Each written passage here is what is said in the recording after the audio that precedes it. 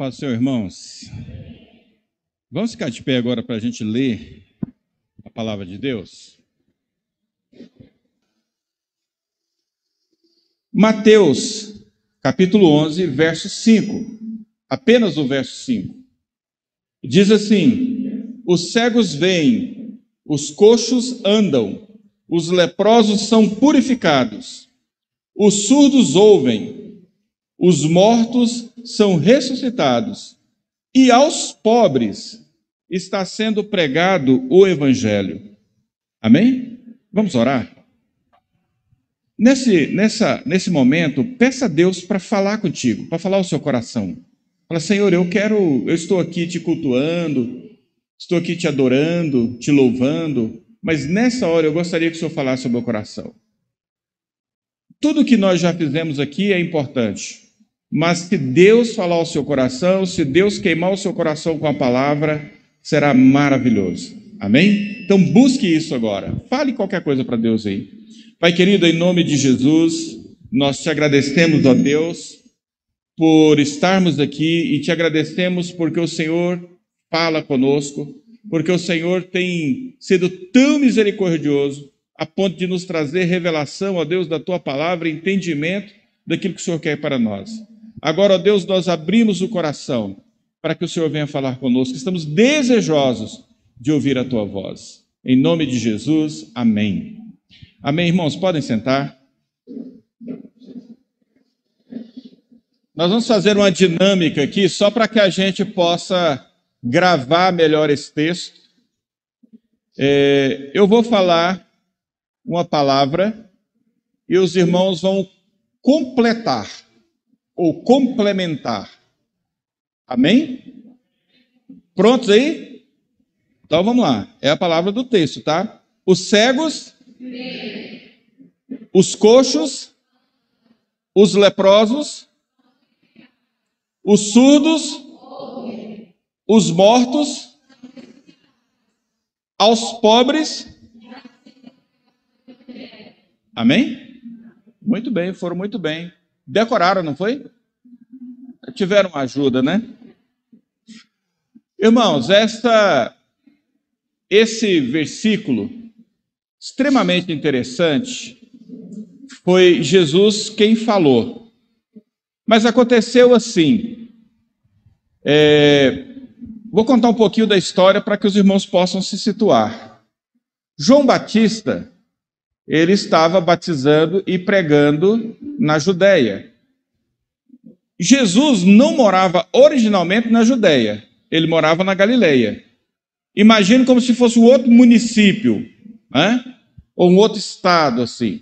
Vamos pensar município porque os são menores, fica mais parecido. Então Jesus mora em outro município e o João aparece pregando e batizando na Judéia. E Jesus, ele é da Galileia. Ele tinha até o apelido de Galileu, porque ele era da Galileia.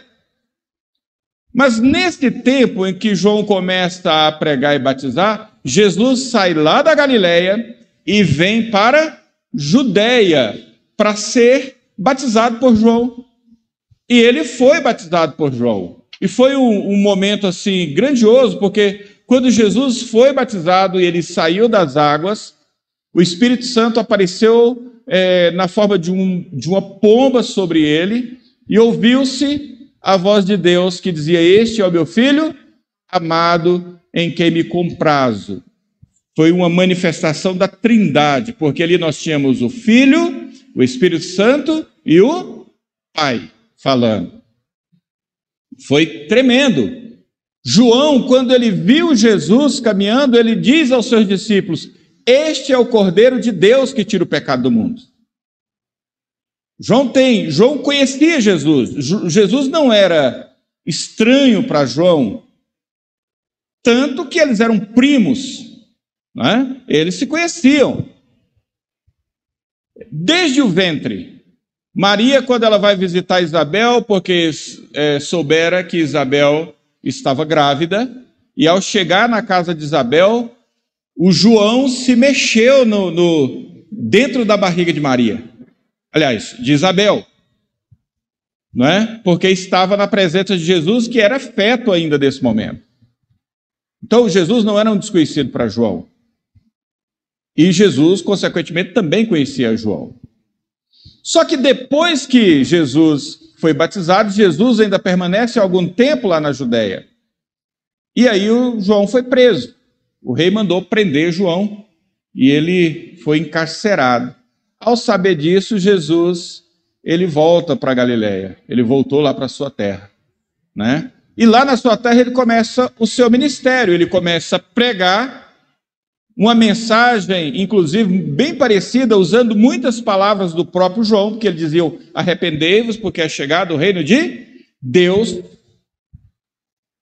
E nesse tempo ele já começa a fazer milagres, e ele chama os seus discípulos, os seus apóstolos, ele convoca os seus apóstolos. Eu quero chamar a atenção dos irmãos aqui para um detalhe. Nesse tempo todo que Jesus começa o seu ministério, que ele convoca os seus apóstolos, que ele aparece, né? Que ele surge ali como mestre, pregando, evangelizando, João está fazendo o quê? Está preso. Ele não está fazendo nada. Há até quem diga que João se sentiu deprimido, que teve uma crise de depressão. Pensa bem, João, ele se chamava amigo do noivo. Certa vez alguém chegou para, naqueles dias mesmo, alguém chega para Jesus e para João e fala: olha, aquele que estava contigo, aquele a quem você elogiou e tal, apresentou, ele também está batizando, e mais pessoas estão indo lá do que vindo cá. E aí o João disse: eu sou apenas o amigo do noivo, ele é o noivo, convém que ele cresça e que eu diminua. Esse era o pensamento de João. Mas alguns dizem que João, na prisão, ao saber do ministério de Jesus e das coisas, ele tem uma crise de depressão. Eu não acho que foi tão exagerado assim, mas que tem um certo fundo de verdade. Jesus, ao chamar os seus apóstolos, ele chama quem? Pedro, João, quem mais? André, não o João Batista. O João, o Batista, ele estava preso. Agora, quem na terra era mais capacitado, mais indicado, se você fosse formar o seu time de apóstolos, se eu fosse formar o meu time de apóstolo, você deixaria João Batista de fora? João Batista era... Irmãos, Jesus disse que dos nascidos de mulher, ninguém foi maior do que João. João era um grande homem, o maior profeta, ele realmente foi tremendo. Mas ele ficou de fora. Ele não era apóstolo. Pessoas anônimas, semi-analfabetas, pessoas pobres, das mais simples e das classes mais humildes, essas Jesus chamou para ser apóstolo, mas o João ficou de fora, o mais preparado de todos. Mas como João disse: eu sou apenas o amigo do noivo e eu muito me alegro com a voz do noivo, com a presença do noivo, eu fico feliz, eu quero que dê tudo certo para ele. E convém que ele cresça e convém que eu diminua. Então eu não acredito que João sentiu algum tipo de ciúme ou algum tipo de rejeição ou alguma coisa assim, como alguns falam. O ministério de João foi cumprido cabalmente. Aquilo que ele veio fazer, ele fez completamente. Grande servo de Deus foi. Mas num determinado momento, João, através de alguns discípulos, mandam a seguinte pergunta para Jesus. Esses discípulos levam a pergunta de João a Jesus. E a pergunta é estranha. Eles perguntam assim: é você mesmo que a gente estava esperando? ou nós devemos esperar outro? Espera aí, que dúvida é essa? João não sabia que ele era o Cristo? Sim ou não? Claro que sabia. Mas eu não sei, talvez no momento de fraqueza, ali na prisão, né, de angústia, em face à morte que se aproximava, ele quis ter certeza de que ele havia cumprido sua tarefa. E aí ele manda perguntar a Jesus se Jesus era mesmo Cristo ou se eles deviam ainda esperar uma outra pessoa. Irmãos, a pergunta é estranha, mas a resposta, aparentemente, a princípio, também é estranha. Olha só, o discípulo chega lá e fala assim: Jesus, é o seguinte, o João mandou perguntar se você é mesmo Cristo, ou se a gente tem que esperar outro. Qual seria a resposta lógica de Jesus? Sim, ele poderia ter dito: não, o João me conhece, o João sabe que eu sou o Cristo, eu tenho uma carteirinha de Cristo aqui para provar. Ele tinha que falar alguma coisa. Ou seja, a gente pensa que tinha que ser desse jeito, não é? Mas Jesus, ele diz o seguinte: os cegos vêm. Ele diz isso, os cegos vêm, os coxos andam. E eu até queria fazer aqui uma ressalva. Eu acho que há uma falha de tradução nesse texto, porque tem artigo antes dos substantivos aqui e originalmente não tem, porque o correto seria cegos veem, não os cegos veem. Porque não foram todos os cegos que viram. Alguns cegos viram. Entenderam? Então, ele diz: cegos veem, coxos andam, leprosos são purificados, surdos ouvem, mortos são ressuscitados, e aos pobres está sendo pregado o Evangelho. E aí, os discípulos de João levam essa mensagem. Chega lá e o João pergunta: o que ele falou? Ele falou: cegos veem, coxos andam, leprosos são purificados, surdos ouvem, os mortos ressuscitam e aos pobres tem sido anunciado o Evangelho. E João entendeu, através dessa mensagem codificada, que se tratava de fato do Cristo. Por que João entendeu, irmãos? Porque esse era o cumprimento de uma profecia do profeta Isaías. O profeta Isaías já havia dito que quando o Cristo viesse, o que ia acontecer? Vamos lá, me ajudem? O que ia acontecer? Cegos vêm, coxos andam, leprosos, surdos, os mortos, e aos pobres é pregado. Isaías disse isso, se referindo à presença do Cristo. E aí, o que Jesus fez? Ele pega essa mensagem de Isaías, que foi profetizada há tantos anos atrás, mas que João Batista conhecia bem, e ele cita Isaías para que levem a João. E aí o João percebeu: a profecia está se cumprindo. Ele, de fato, é o Cristo. Amém? Irmãos, esse é o contexto disso aqui. Agora vocês já sabem quase tudo que há para saber. Mas há algumas coisas muito interessantes ainda nessa mensagem e nas coisas que acontecem ali, não é? Há uma quebra do raciocínio lógico nesse versículo. E eu quero chamar a atenção para os irmãos. Olha só, vamos tentar responder agora com lógica. Vamos lá, os cegos veem.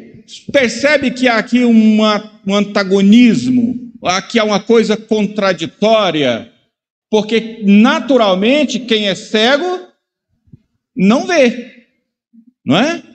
Então, quando Jesus diz os cegos veem, ele está falando de uma coisa que é antagônica. Ele apresenta um complemento que é contraditório. E ele vai seguir essa lógica. Quando ele diz os cegos veem, os coxos Isso é contraditório, não é? Os coxos andam, é antônimo. Os mortos são ressuscitados. Ou seja, aquele que é morto agora está vivo. Ainda é contraditório. Os surdos ouvem. Aliás, isso eu já falei, né? E aí, ele diz assim, e aos pobres, qual é a resposta lógica?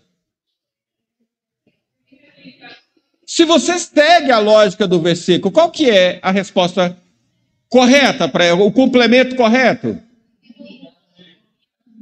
Sim, se você seguir a lógica, você vai perceber se os pobres estão ficando ricos, estão ganhando dinheiro.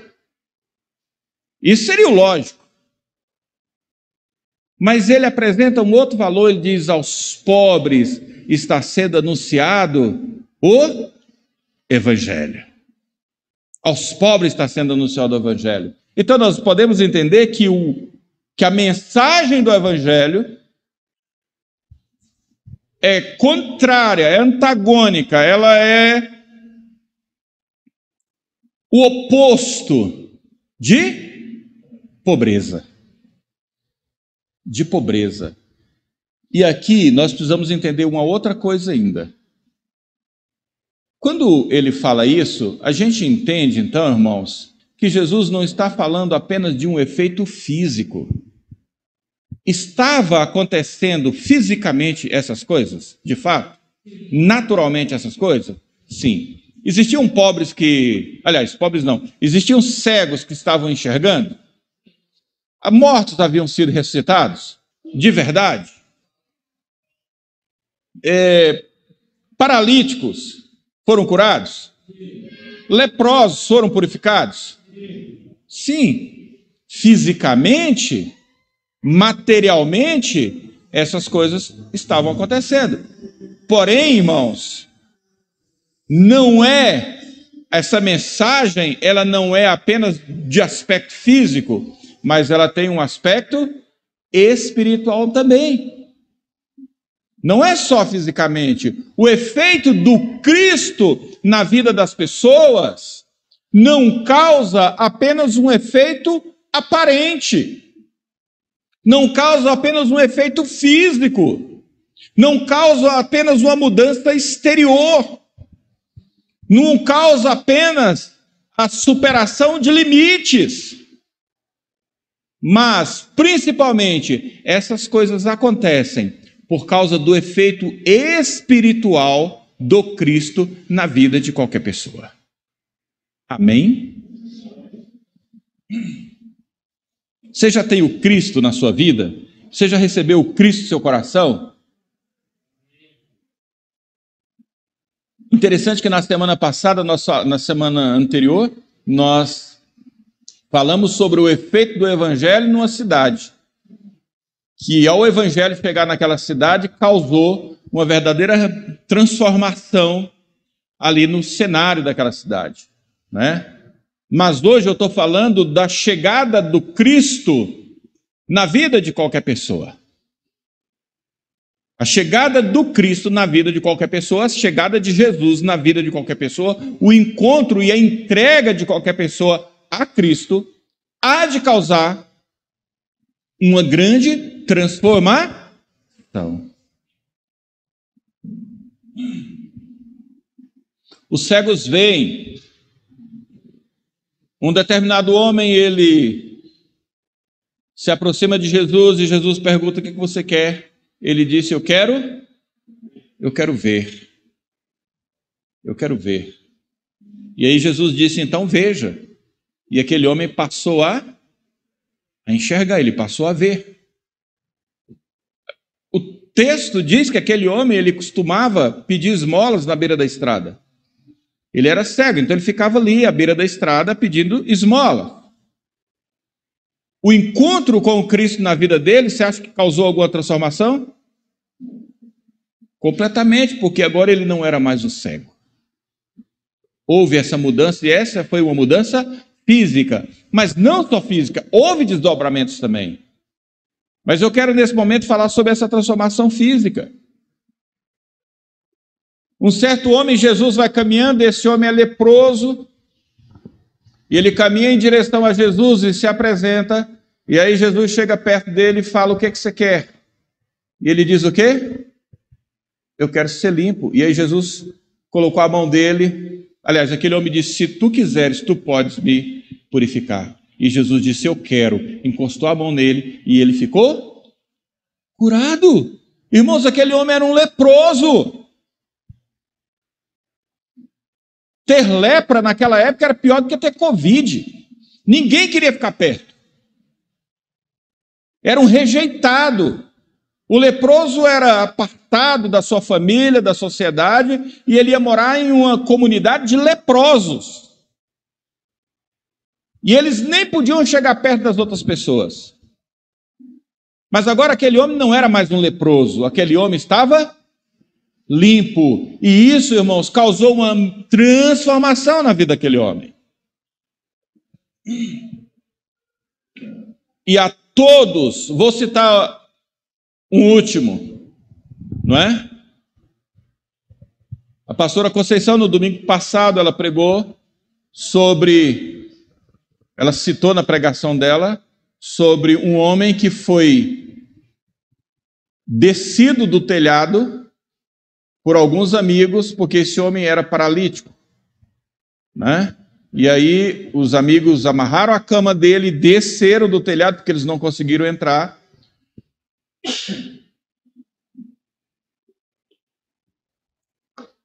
E Jesus perdoou os seus pecados e o curou da sua paralisia. Aquele homem voltou então a caminhar. E Jesus deu a ordem: pega o seu leito, pega a sua maca e vai para casa. Você acha que houve uma transformação na vida daquele homem? Completamente, irmãos. Não sei se era de nascença ou se tinha muitos anos que ele estava daquele jeito, mas eu sei que nunca mais ele seria assim, por causa da presença de Jesus na vida dele. Houve uma transformação. O profeta Isaías disse que os coxos saltariam, correriam e saltariam de felicidade. Olha só, todos esses milagres, todas essas coisas que eu estou falando aqui de coisas físicas, de curas físicas, por si só já provocaram uma transformação na vida daquelas pessoas. Mas o Cristo, ele não vem apenas para te abençoar, para te curar, para te beneficiar fisicamente, mas ele vem para te transformar, para que você não seja mais quem você é. Irmãos, tinham pessoas pobres, que eram surdas, leprosas, cegas, coxas e que morreram. Isso aqui abrange quase todo mundo. Todo mundo. Os cegos veem. A raça humana sempre existiu, irmãos, em escuridão e em cegueira após o pecado. O pecado, irmãos, ele causa cegueira espiritual. Mais do que cegueira, ele causou morte espiritual. E causa, irmãos, a escuridão, de maneira que às vezes, que normalmente a pessoa não consegue ver o seu próprio estado, que não consegue ver o seu próprio pecado. E a pessoa é tão cega por causa do pecado que ela vive literalmente em trevas espirituais, em trevas sociais, racionais. Quando a gente conversa com alguém que vive em trevas e ele está obscurecido pelo pecado, essa pessoa fala de tantas coisas estranhas e tantas coisas ilógicas que você pensa só pode estar cego. É ou não é? Não faz sentido. E por que essas pessoas não veem o que você vê? Isso não é um mérito seu. De repente você fala, não, mas eu tenho uma visão espiritual alargada. Isso não é mérito seu, mas isso é mérito do Cristo na sua vida. Porque no passado todos nós jazíamos em trevas. Agora, eu quero ir chamando a atenção de algumas coisas para os irmãos. Porque pode alguém ter o Cristo e ser cego espiritualmente?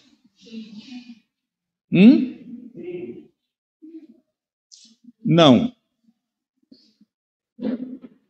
Se o Cristo chega, os cegos veem.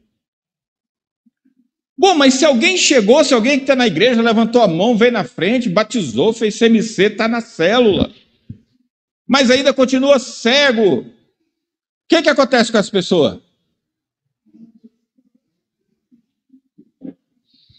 Ainda não tem o Cristo, ou pelo menos não tem na sua totalidade. Ele pode estar perto, ele pode estar vindo à igreja, ele pode ter uma experiência religiosa, mas se você recebeu o Cristo na sua vida, isso inevitavelmente implica em transformação, em mudança.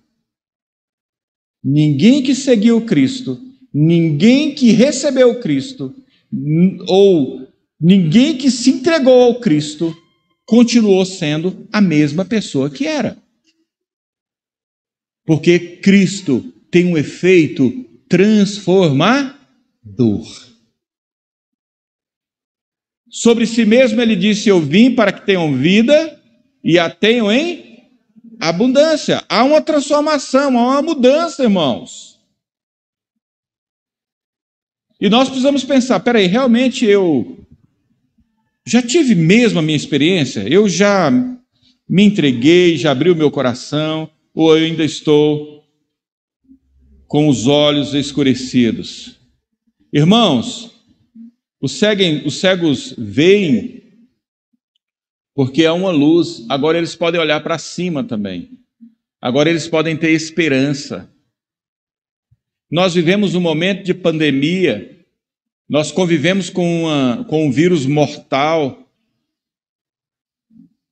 E você já deve ter percebido que a cada dia a morte chega perto de você, ou não? Por causa do vírus, estou falando do Covid. Antigamente você via na televisão, olha, morreu 1000 pessoas, e você não conhecia ninguém. Mas agora qualquer um aqui é capaz de citar algumas pessoas que você conhecia, e que morreram. Ou seja, ele já entrou no seu ciclo a morte já entrou no seu ciclo de relacionamentos. Então é algo muito sério. Porém, quantas pessoas estão absolutamente desesperadas? Estão completamente cegas pelo medo, principalmente pelo medo de morrer, de se infectar, de adoecer. Pessoas desesperadas. Sabe por quê? Porque ainda não conseguem ver a luz. Isso não só referente ao Covid-19, mas referente a qualquer circunstância da vida, irmãos. E aqui eu não estou dizendo que quem tem Jesus não precisa se cuidar, não. Tem que se cuidar sim. Tem que se cuidar. E eu vou falar, se alguém aqui morrer de Covid, quando chegar lá no céu, vai reclamar com Jesus, ele vai falar, por que você não usou máscara? É ou não é? Mas eu estou dizendo que você não precisa viver como quem não tem esperança, que você não precisa estar desesperado, que você não precisa ter medo, ser dominado pelo medo, porque você não é cego, você enxerga. Amém? Os coxos andam. Porque quem tem o Cristo agora, ele é capaz de vencer as suas limitações. E quando eu disse que o coxo andar é uma coisa contraditória, poderia ter usado outra palavra. Jesus.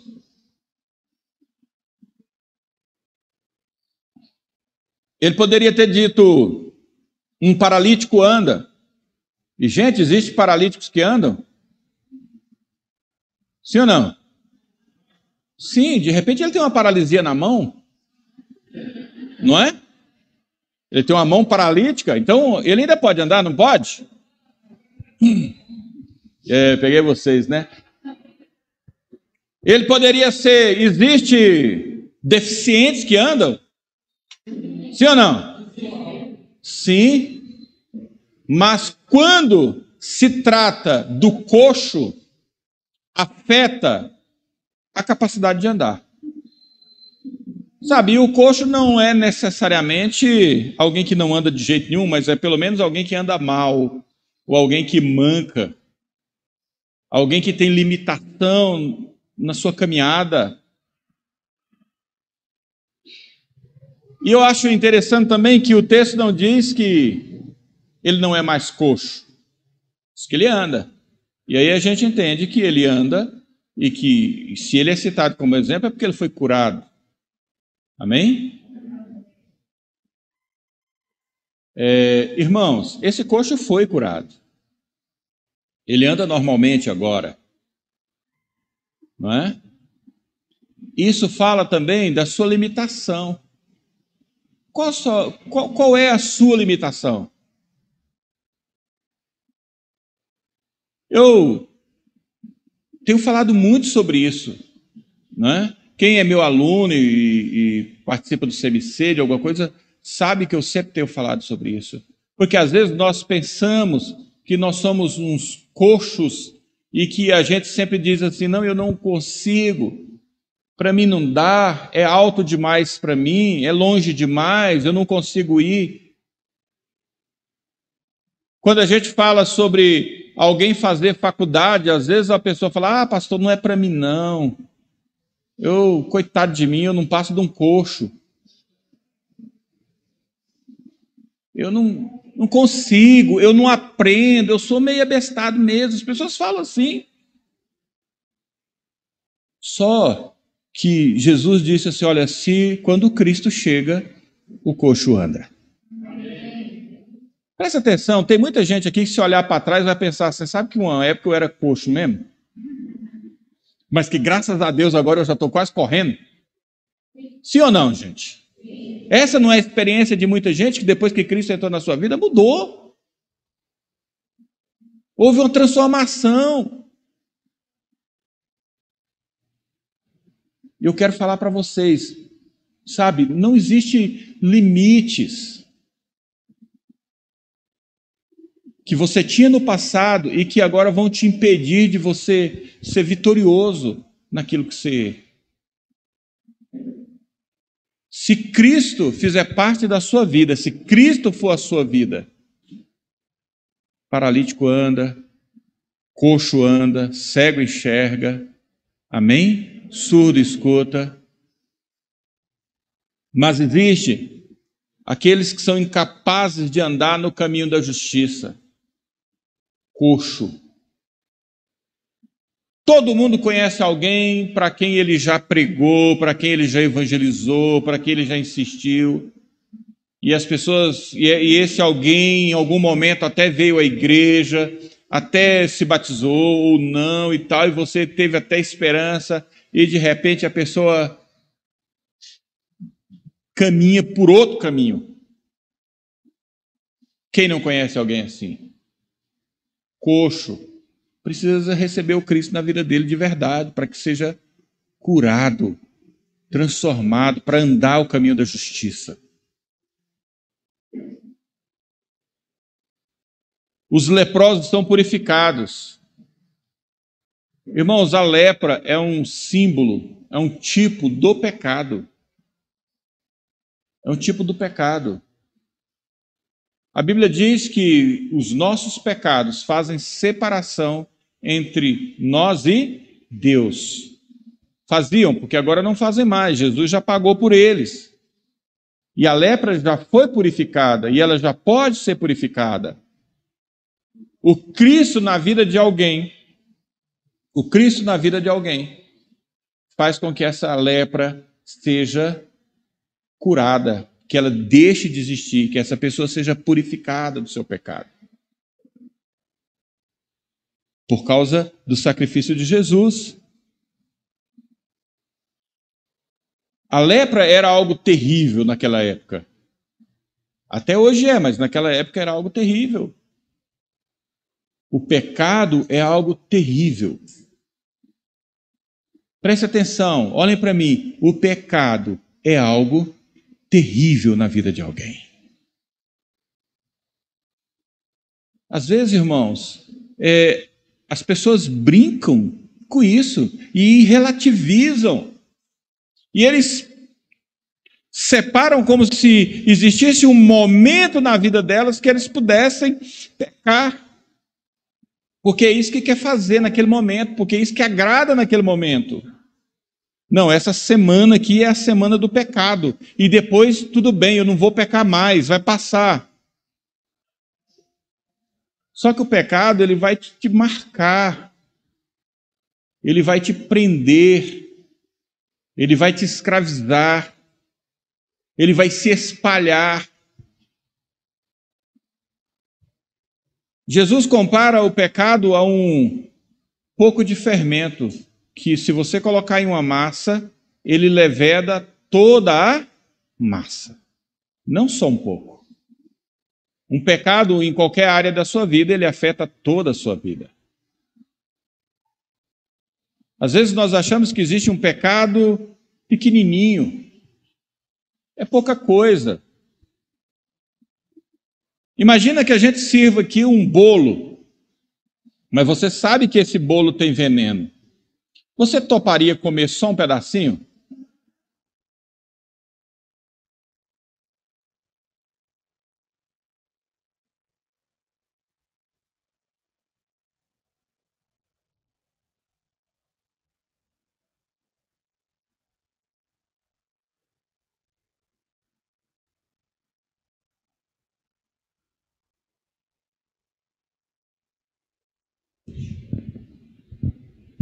Só uma fatia é suficiente para aquilo te envenenar. É ou não é?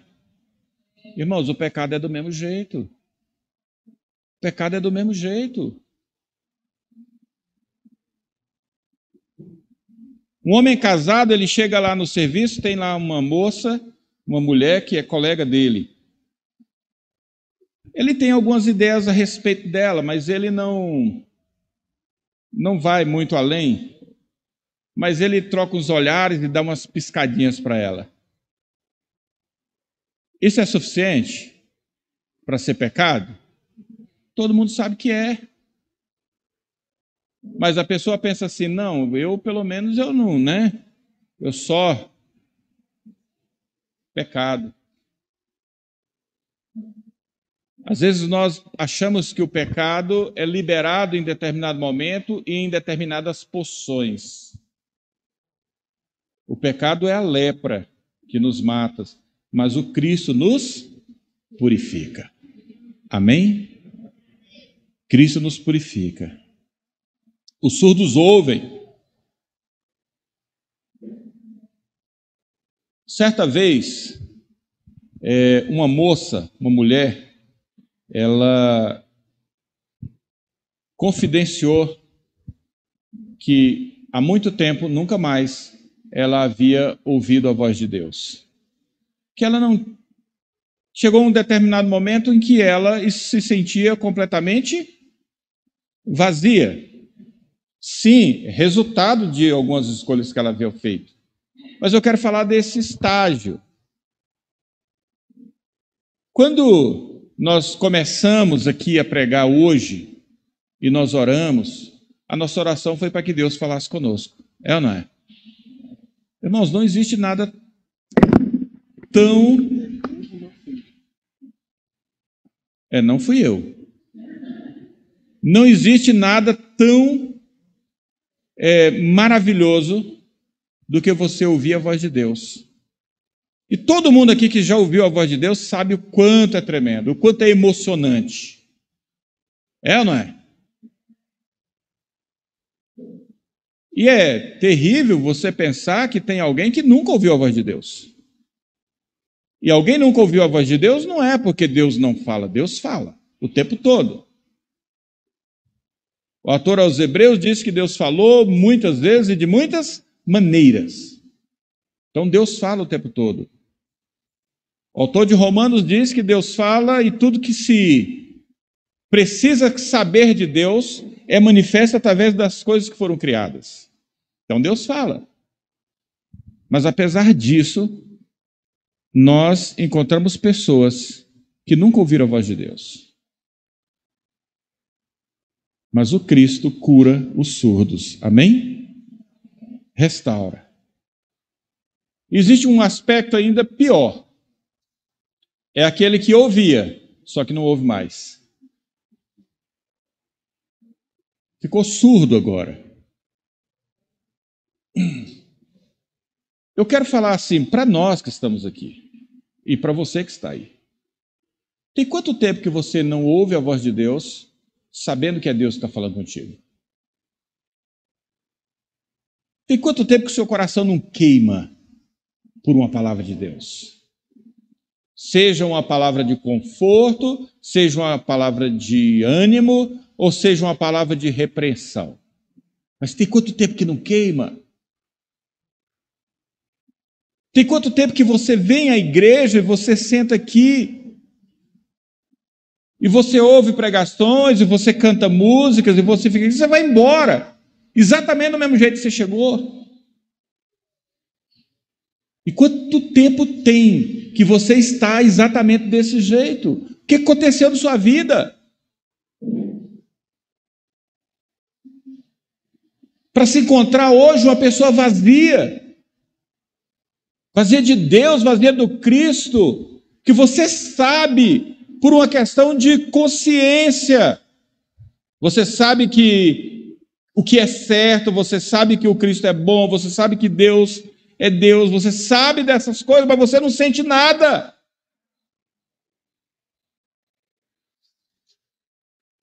Nem sempre, não é em todo culto que você vai sentir coisas. E eu nem estou falando de um momento de culto como esse. Eu estou falando da sua vida, do seu viver diário, do seu dia a dia. Também do culto. Quantas pessoas passam a semana toda, o mês todo, e ele não ouve a voz de Deus nenhuma vez? Ele não percebe a direção do Espírito Santo em nenhum momento. E ele não se emociona com a presença de Deus nenhuma vez. E vem para a igreja como se vai a um clube, como se assiste a um show. Você pode ir a um show esperando se divertir, você pode ir a um stand-up esperando rir, se descontrair, você pode assistir um jogo de futebol esperando se emocionar, alguma coisa assim, mas aquilo, você não espera que aquilo mude a sua vida. É só aquilo. É só isso. Quantas pessoas têm vindo ao culto e têm assistido o culto como se assiste a um show? Porque existem palavras agradáveis, porque são pessoas agradáveis, porque é um ambiente agradável, porque isso me satisfaz socialmente, porque nós somos pessoas sociáveis, nós precisamos ter amigos, ter pessoas com quem a gente possa compartilhar a vida. Nas nossas reuniões aqui, a maioria tem comida no final, é sempre um banquete, então é bom também. Quem não gosta? Nós podemos rir, brincar, a gente pode jogar bola juntos, isso tudo é muito bom. Mas isso não é a vida cristã. A vida cristã é ter o Cristo vivo. E Jesus disse assim: quem beber da água que eu lhe der, não só nunca mais terá sede, como vai ter um rio de vida jorrando. Vai ter um fervedouro dentro de si, de vida. Mas muita gente parece que a fonte secou. Parece que ouve, mas não escuta. Parece que Deus não fala mais. Isso é uma experiência do passado. E tem tanta gente vivendo do passado. Essas pessoas, irmãos, são aquelas que já morreram. Mas eu quero dizer para você que o Cristo ressuscita mortos. Que o Cristo ressuscita mortos. E que hoje você pode até não ter esse fogo ardendo dentro do seu coração. Mas conscientemente você sabe disso. Você sabe o que já foi e que não é mais. Mas você pode falar: Cristo, eu sei que o Senhor ressuscita mortos. Ressuscita a minha vida. Você pode falar isso. Porque Ele ressuscita mortos. Amém? Finalmente, aos pobres é pregado o Evangelho. Irmãos, preste atenção numa coisa. A maior pobreza é aquele que é tão miserável que olha para si mesmo como um pobre. Ele é pobre de espírito, ele é pobre de ânimo, ele é pobre de coragem. Ele é limitado em todos os aspectos. É um pobre. Mas também pobre financeiramente falando. Em contraste aos aspectos, existem até ricos que são pobres. É ou não é? Presta atenção. No passado, no ministério dos profetas, os profetas eles eram enviados para falar com quem? Vocês lembram? Com os reis. Geralmente os profetas eram enviados para falar com os reis, com os nobres. Existia ainda, mesmo na sociedade, né, de Israel, uma série de tratamento especial para os ricos. Lá, irmãos, os ricos, eles tinham todos os privilégios e os pobres viviam uma vida muito difícil. Mas quem era rico tinha tudo. Como a gente vive numa sociedade muito diferente, talvez você nem entenda o que é isso, mas lá o rico tinha direitos. A escola, a saúde, o que se podia ter, as melhores comidas, aos melhores cargos. Olha só, você nem consegue imaginar como que é isso, né? Mas lá era assim. E todos os rabinos que surgiam, todos os mestres da lei que surgiam, e quando ele escolhia os seus discípulos, ainda criança, qual era a chance deles escolherem um filho de pobre? Para fazer parte da sua classe. Interessante que o apóstolo Paulo fala dele mesmo, e ele fala assim: eu fui educado aos pés de Gamaliel. Todo mundo, Gamaliel. Mas ele só foi porque ele era de uma família nobre, rica, cidadão romano e tudo mais. Porque se ele fosse um Pedro da vida, irmão, ele nunca chegava nem perto de Gamaliel. Os mestres, vou dar um exemplo agora que você vai entender direitinho. Os mestres de Israel eram tipo os ministros do Supremo. Os caras, não pode falar isso, né? Nós estamos ao vivo. Corrige. Tudo gente boa lá. Mais ou menos assim. Porque é difícil, era inacessível. Mas o filho de rico acabava na escola de alguém. Mas aí surge, irmãos, um rabino, um mestre, que sabia mais do que todos os outros, porque falava E as pessoas entendiam, tinha uma mensagem muito melhor, um ensinamento muito melhor e tinha poder. E ele vai escolher os seus discípulos. E ele escolhe quem, irmãos? Pobres. Nenhum dos discípulos, nenhum dos apóstolos eram ricos. Ele escolhe pobres. Ele escolhe pescadores, ele escolhe pessoas. É por isso que ele diz: e aos pobres é anunciado o reino de Deus. Presta atenção. Pobre só tem vez, irmãos, na presença de Deus. Só com Deus. Porque Deus não nos discrimina. Jesus, ele anunciou o evangelho para ricos? Sim, ele anunciou o evangelho para ricos. Mas ele pregou principalmente para pobres. Porque ele quebra esses paradigmas da sociedade. Ele não buscou os ricos, ele não buscou os famosos, ele não buscou aqueles a quem todos buscavam. Ele não pregou para os príncipes, não era esse o seu ministério. O Cristo veio para os pobres. E ele veio e ele pregou para os pobres. E o Evangelho, é por isso que João Batista com certeza foi impactado ao ouvir essa notícia.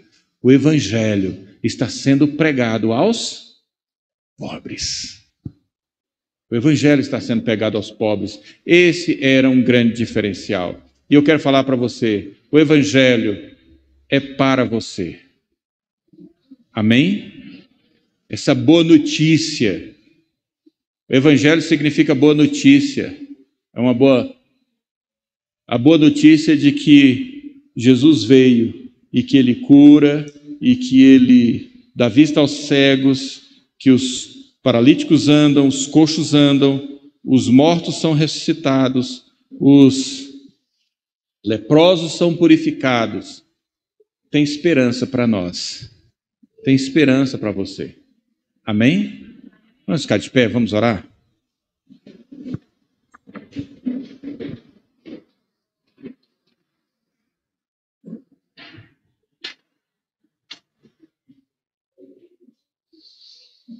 Aleluia. Diga assim: Senhor Deus, eu sei que a presença do Cristo em minha vida é transformadora.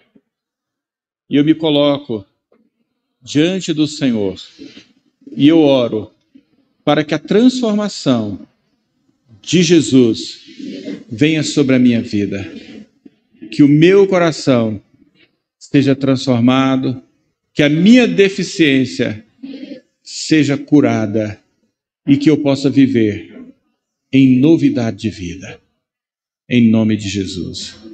Amém. Amém, meus irmãos. Deus